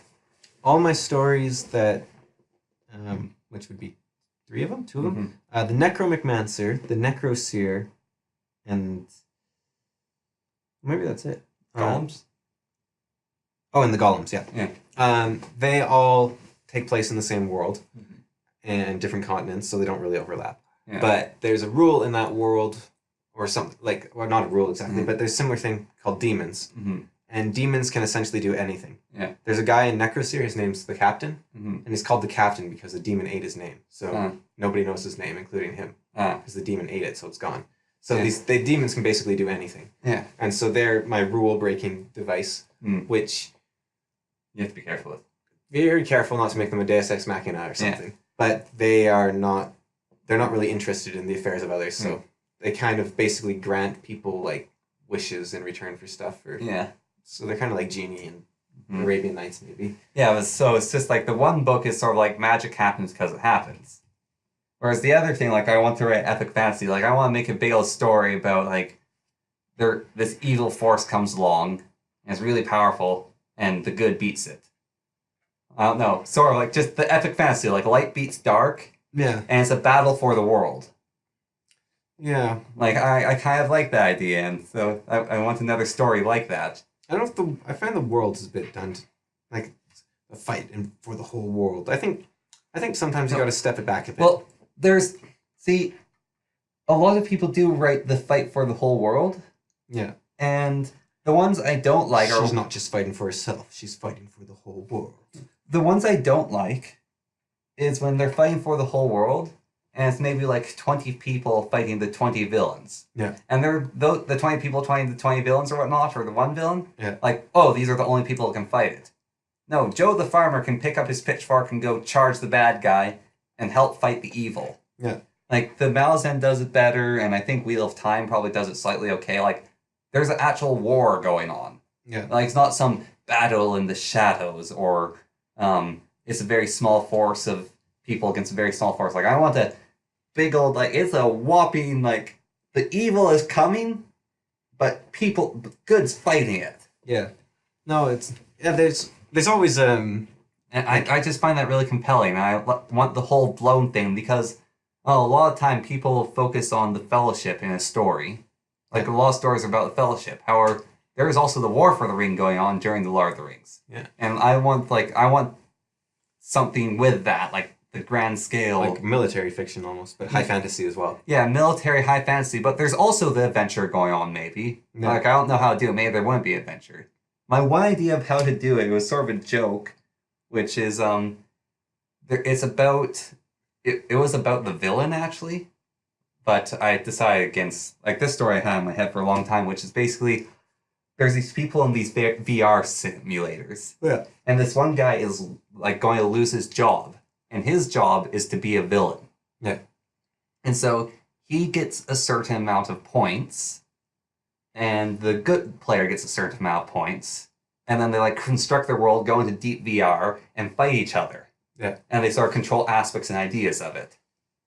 And I had a little joke line, which was, he thought was his best run ever. Yeah. It was like, who would have thought hobbits, of all things, the smallest of creatures, could defeat me this time? And so it's like homage to Lord of the Rings, like, Yeah. how he got beaten, and then it's about him, it's his final attempt, and if he doesn't succeed here, he's getting fired. And so he like creates a new world where he's the Dark Lord and he's trying to win. Yeah. I find But I kind of dislike that because for that story to work compellingly, he sort of has to be a good guy, or you have to sympathize with him, or he has to be absolutely bad, and then that's a really depressing story because it's about a bad guy from the bad guy's perspective, and yeah. like it's meant to be non-sympathetic. Mm.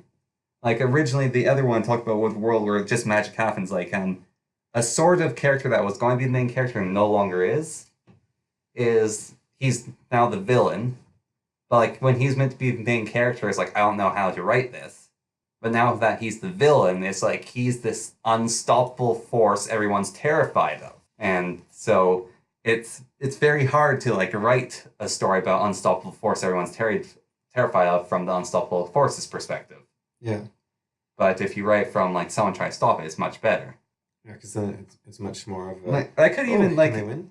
I could even incorporate in that perhaps maybe this time it is the guy in the VR is like controlling the one thing. Like he constructs this world and the person has the amount of points to go against him to try to beat him.